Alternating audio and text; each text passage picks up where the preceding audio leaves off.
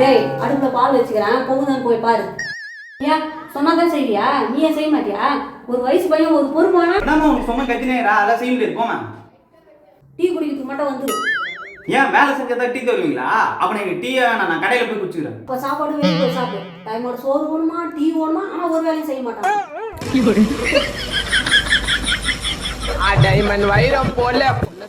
என்ன இவன் பண்ணுறான்? இவனுக்கு வேறு 500 ரூபாய் தரணுமே, இப்போ என்ன பண்ணுறது?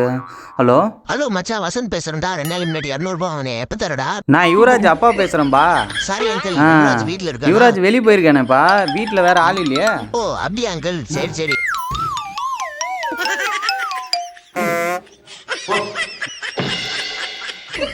ஹலோ கேக்குதா? ஹலோ ஹலோ தம்பி, நல்லா இருக்கியாப்பா? ஹலோ ஆண்டி, நான் நல்லா இருக்கேன். நீங்க எப்படி நான் இருக்கீங்க? நல்லா இருக்கேன்பா. அதான் அங்கிள் பேசிட்டே இருந்தது, திடீர்னு பாத்ரூம் வரலாம் போய்கிறாருப்பா, வந்துருவாருப்பா.